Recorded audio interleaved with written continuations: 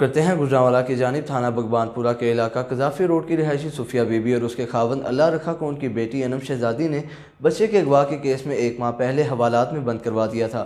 सुफिया बीबी का कहना है कि मेरी बेटी अनम, जिसका यही काम है कि शादी करना और बच्चों को अपने भाइयों के ज़रिए से सेल कर देना। इस हवाले से मज़ीद तफसीलात जानते हैं अली रज़ा से। जी अली, आगाह कीजिएगा, क्या तफसीलात हैं आपके पास? जी बिल्कुल, इस वक्त मैं गुजरांवाला दसर भट्ट वाली गली गजाफी रोड पर एक घर में मौजूद हूँ। यहाँ मेरे साथ एक औरत मौजूद है जिनका ये कहना है कि कुछ माह पहले मेरी बेटी ने मुझे थाना भगवानपुरा और मेरे खामंद को थाना भगवानपुरा में बंद करवाया। ये क्यों करवाया गया, इस हवाले से लड़की की माँ मेरे साथ मौजूद है, उनसे जानते हैं क्या मामला पेश है। जी भाजी बताइएगा। ਉਹ ਜੀ ਇਹ ਲੜਕੀ ਪੈਦਾ ਮੈਂ ਕੀਤੀ ਸੀ ਤੇ ਪਾਲੀ ਮੇਰੀ ਨਨਾਣ ਨੇ।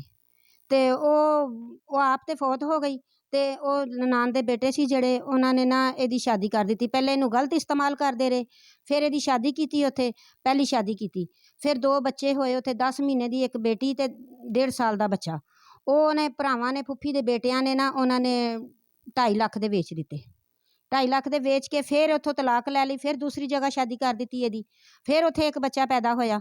ਫਿਰ ਉਹ ਕੀ ਨਾਂ ਦਾ ਬੱਚਾ ਲੈ ਕੇ ਆਪਣੇ ਭਰਾਵਾਂ ਕੋਲ, ਫੁੱਫੀ ਦੇ ਬੇਟਿਆਂ ਕੋਲ ਗਈ। ਉਹਨਾਂ ਨੇ ਧੱਕੇ ਮਾਰ ਕੇ ਨਿਕਾਲ ਦਿੱਤੇ। ਉਹਨਾਂ ਨੇ ਕਿਹਾ ਅਸੀਂ ਕੋਈ ਆਪਣੀ ਪ੍ਰਾਪਰਟੀ ਨਹੀਂ ਦੇਣੀ, ਕੋਈ ਕੁਛ ਨਹੀਂ ਦੇਣਾ, ਚੱਲ ਇੱਥੋਂ ਨਿਕਲ ਜਾ।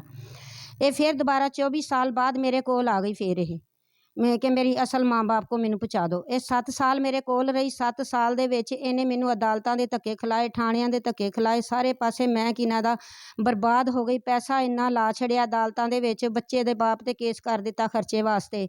ਫਿਰ ਉਹਨਾਂ ਫੁੱਫੀ ਦੇ ਬੇਟਿਆਂ 'ਤੇ ਕੇਸ ਕਰ ਦਿੱਤਾ, ਮੈਨੂੰ ਪ੍ਰਾਪਰਟੀ ਦੇਣ, ਮੇਰਾ ਹਿੱਸਾ ਦੇਣ। ਮੇਰੇ ਬੜੇ ਅਦਾਲਤਾਂ 'ਚ ਪੈਸੇ ਲਗਵਾਏ। ਮੈਂ 7 ਸਾਲ ਕਰਜ਼ਾ ਚੁੱਕ ਚੁੱਕ ਕੇ, ਬੈਂਕਾਂ ਦਾ ਕਰਜ਼ਾ ਚੁੱਕ ਚੁੱਕ ਕੇ ਮੈਂ ਕੀ ਨਾਂ ਦਾ ਇਸ ਬੱਚੀ 'ਤੇ ਲਾਇਆ। ਇਹਨੂੰ 7 ਸਾਲ ਆਪਣੇ ਕੋਲ ਰੱਖਿਆ, ਬੱਚਾ ਪਾਲਿਆ। 6 ਸਾਲ ਦਾ ਇਸ ਵਕਤ 7 ਸਾਲ ਦਾ ਬੱਚਾ ਵਾ। ਤੇ ਫਿਰ ਉਹਦਾ ਹਰ ਚੀਜ਼ ਮੈਂ ਪੂਰੀ ਕੀਤੀ, ਜੁੱਤੀ, ਕੱਪੜਾ, ਰੋਟੀ ਪਾਣੀ, ਸਾਰਾ ਕੁਛ। ਫਿਰ ਇਹ ਆਪ ਖੁਦ ਕਹਿਣ ਲੱਗ ਗਈ ਕਿ ਮੇਰੀ ਸ਼ਾਦੀ ਕਰ ਦਿਓ, ਤੀਸਰੀ ਸ਼ਾਦੀ ਮੇਰੀ ਕਰ ਦੇਵੋ। ਤੇ ਫਿਰ ਮੈਂ ਗਲਤ ਕਦਮ ਉਠਾ ਲਾਂਗੀ, ਫਿਰ ਚੰਗੇ ਰਹੋਗੇ, ਮੇਰੀ ਸ਼ਾਦੀ ਕਰ ਦੇਵੋ। ਮੈਂ ਫਿਰ ਇਹਦੀ ਸ਼ਾਦੀ ਕਰ ਦਿੱਤੀ, ਤੀਸਰੀ ਸ਼ਾਦੀ ਕੀਤੀ। ਇਹ ਤਸਵੀਰ ਮੇਰੇ ਕੋਲ ਆ, ਸ਼ਾਦੀ ਦੀ ਮੌਜੂਦ ਆ, ਸਬੂਤ ਮੇਰੇ ਕੋਲ ਆ।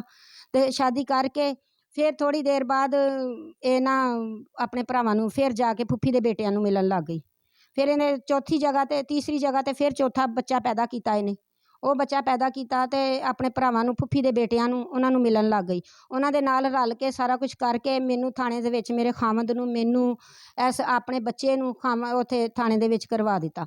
ਇਹ ਬੱਚਾ ਮੇਰੇ ਕੋਲ ਹੀ, ਆਪ ਹੀ ਤੀਸਰੀ ਸ਼ਾਦੀ ਹੋਈ, ਆਪੇ ਹੀ ਮੇਰੇ ਕੋਲ ਬੱਚਾ ਸੁੱਟ ਗਈ। ਇਹ ਲਓ ਫੜੋ, ਮੇਰੇ ਕੋਲ ਨਹੀਂ ਪਾਲਿਆ ਜਾਂਦਾ। ਇਹ ਬੱਚਾ ਮੈਂ ਪਾਲਿਆ ਜੇ। ਇਹ ਕੀ ਨਾਂ ਦਾ ਫਿਰ ਇਹਨਾਂ ਨੇ ਮੇਰੇ 'ਤੇ ਅਗਵਾ ਦਾ ਕੇਸ ਪਾ ਦਿੱਤਾ ਕਿ ਜੀ ਮੇਰੇ ਮਾਂ ਬਾਪ ਸਫੀਆ ਤੇ ਅੱਲਾ ਰੱਖਾ ਆਏ ਆ ਤੇ ਮੇਰੀਆਂ ਵਾਲੀਆਂ ਖਿੱਚ ਕੇ ਲੈ ਗਏ ਆ ਤੇ ਮੇਰਾ ਕੀ ਨਾਂ ਦਾ ਨਾ ਬੱਚਾ ਅਗਵਾ ਕਰਕੇ ਲੈ ਗਏ। ਰਾਤ ਦੇ 11:30 ਦਾ ਟਾਈਮ ਆ। ਹਵਾਲਾ ਥਾਣੇ ਵਾਲੇ, ਭਗਵਾਨਪੁਰੇ ਵਾਲੇ ਸਾਨੂੰ 3 ਜਣਿਆਂ ਨੂੰ ਲੈ ਗਏ, ਬੇਟੇ ਨੂੰ ਵੀ, ਬੱਚੇ ਨੂੰ ਵੀ, ਮੈਨੂੰ ਵੀ, ਮੇਰੇ ਖਾਵੰਦ ਨੂੰ ਵੀ। ਫਿਰ ਅੱਲਾ ਭਲਾ ਕਰੇ, ਮੈਨੂੰ ਨਾ ਬੜੀ ਪਰੇਸ਼ਾਨੀ। ਅਸੀਂ ਰਾਤ ਸੁਬਾਹ ਅਦਾਲਤ ਗਏ ਹਾਂ, ਅਦਾਲਤ ਜੱਜ ਨੇ ਬੁਲਾਇਆ ਸਾਨੂੰ, ਉੱਥੇ ਗਏ ਹਾਂ। ਉੱਥੇ ਜੱਜ ਨੂੰ ਸਾਰੀ ਇਹੀ ਸਟੋਰੀ ਮੈਂ ਸੁਣਾਈ ਆ ਜੱਜ ਨੂੰ, ਸਬੂਤ ਦਿੱਤੇ ਆ ਜੱਜ ਨੂੰ ਮੈਂ।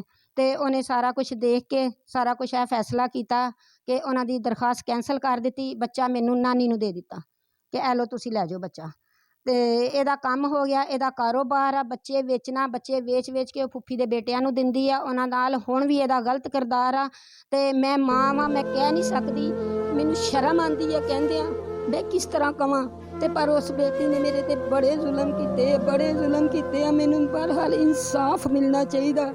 ਮੈਂ ਬੜੀ ਦੁਖੀ ਹਾਂ। ਮੇਰੀਆਂ 7 ਬੇਟੀਆਂ, ਮੇਰਾ ਬੇਟਾ ਕੋਈ ਨਹੀਂ ਹੈ, ਮੇਰਾ ਆਸਰਾ ਕੋਈ ਨਹੀਂ, ਅੱਲਾ ਤੋਂ ਸਿਵਾ ਮੇਰਾ ਕੋਈ ਆਸਰਾ ਨਹੀਂ।